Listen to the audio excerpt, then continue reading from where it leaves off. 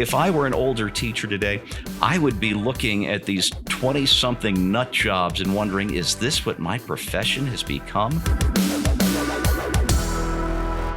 School's out for summer, but for a bunch of public school teachers, school might be out forever. Hey, everybody, I'm Steve Green with Bill Whittle and Scott Ott, and this is Right Angle, brought to you by the members of BillWhittle.com. And hey, before we get started, if you could click that thumbs up button, the like button, the subscribe button, the alert button, the 5-star button, the smiley face button, I don't know, whatever the button is, click it. It helps us. It really does. It keeps us on the air. And if you really want to help keep us on the air, become a member of BillWhittle.com. You can even make a one-time donation. Every little bit helps. Okay, thank you. Gentlemen, I was reading NPR, as one does this morning, and I came across a story that certain school teachers say there could be an exodus of teachers just quitting this summer and not coming back to work in the fall, which I guess kind of goes hand in hand with all the students who aren't coming back and are going with homeschooling. Save that story for another day. Gentlemen, NPR spoke with 3 school teachers originally 2 years ago during the lockdowns, and they went back and talked to these same 3 teachers this week to find out what had changed now that school was back in session.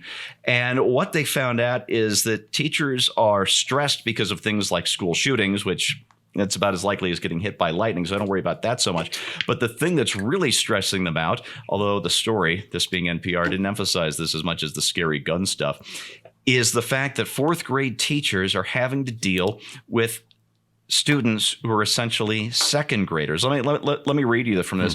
One 4th grade teacher has witnessed firsthand how disruptive the pandemic, bless you, has been to the development of her students. She said, "I feel like at the beginning of the school year, I basically got second graders because that's the point where they were in school full time." Scott, I don't want to get into how unnecessary the lockdowns were or any of that stuff. I think we've hashed that out pretty well over the last couple of years.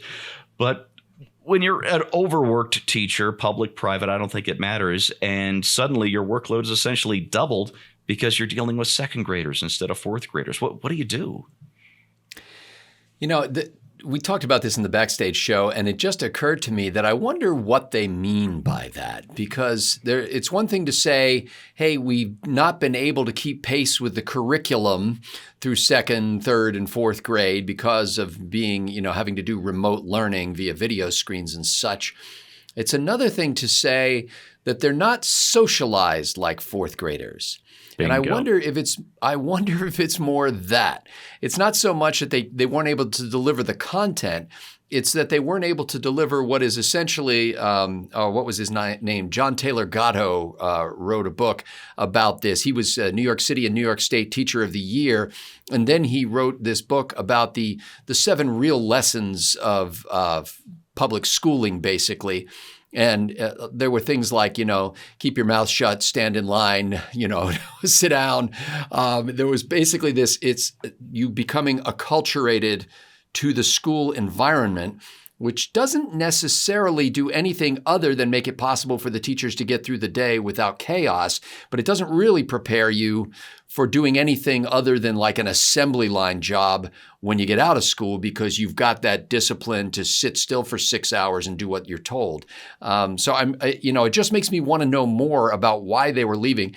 In general, having worked for a public school district in the administration building for a couple of years ago, I know at that time they had a big concern that they were losing so many teachers in the first 5 years of their careers. These are people who had dreamed of becoming school teachers since they were little, went to a teaching college, got their degree, and showed up at school and couldn't cut it. And they were out of there in 2-3 years. And I remember one administrator telling me, when we lose these teachers, we're not losing them in the classroom. We're losing them in the teacher's lounge. In other words, they just couldn't take that atmosphere. They couldn't take being among other school teachers who, I guess, sort of dragged them down and, purged them of any infantile utopian ideas they had about changing the world by educating children.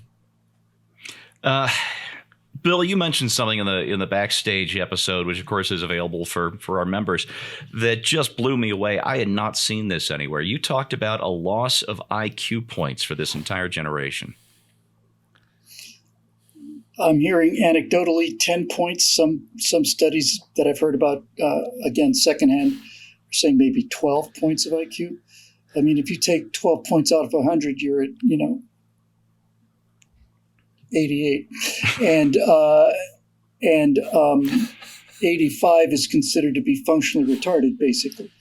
You have dealt an incredibly severe blow to this entire cohort with these mask mandates, which you said you don't want to get into, but I think it needs to be said. Okay. There were absolutely no science to base them on. Dr. Fauci said, do it, so everybody did it. And now we have a permanently wounded cohort that's going to move through American society to the day they die. They're going to be deficient in certain areas because during those 4 years, Steve, when they're very young, second grade's just about right. That's when they develop social skills, and kids do it at school. I found myself on an airplane with my wife a couple days ago, intentionally, and I just woke up on an airplane. Yeah, but as we were disembarking, we weren't deplaning because that's not a real word. There was a guy in the aisle. Sorry, there was a woman holding a child in the aisle, like a 3 or 4 year old girl, and the guy right in front of me was making goo-goo faces at her. Goo-goo like this, right? And the girl was staring at him blankly. And I realized, that's weird. Kids will almost always either make a face back or they'll turn away and hide, but they'll never just stare blankly. And I thought about this for a second. I said, the reason that the kid is staring blankly is because the guy making the goo-goo faces is wearing a mask, right? He's wearing an N95 mask. That child is not able to read those facial signals, right? And either laugh or recoil in horror as the case may be. So it's not just a question of the work they missed. It's a question of how they missed the work they missed. When you talk about going to school, especially in elementary school, you would be in Miss Henderson's class or Mr. Sanchez's class or whatever the case may be. And there was a personal attachment to the teacher. When you basically lock kids out of school and put them on Zoom for 2 years, you don't get that personal bond. You don't get that personal connection. It's just another talking head on a flat screen on a device that they look at all day anyway. And we're surprised by this. I have to tell you, Steve, I am not aware of any case in human history where the cure has been worse than the disease than it has been during COVID-19 in 2020, 2021. Yeah, that is absolutely the case globally, and the worst part of it is what we've done to our kids. I'm the father of two boys. They're 16 and almost 12 now, so they were 2 years younger than that when this whole nonsense started with the lockdowns.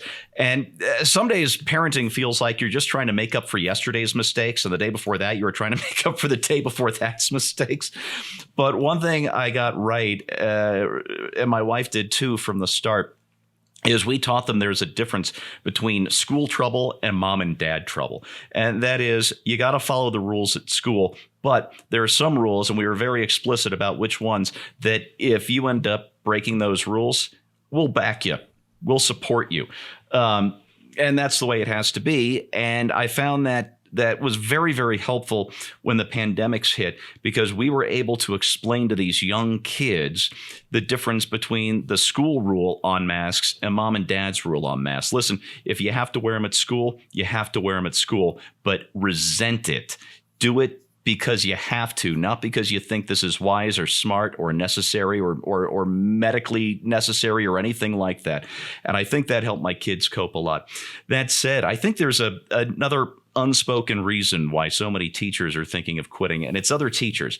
I don't know if you follow Libs of TikTok at all, but every day you get new TikTok videos of teachers. They all seem to be 20-somethings who are flat bonkers, out of their minds, pushing agendas on kids, sexual agendas on kids who just need to be left alone so they can figure things out on their own, as kids always do. And if I were an older teacher today, I would be looking at these 20-something nut jobs and wondering, is this what my profession has become? And if they start leaving in droves, yeah, that's what it's going to become.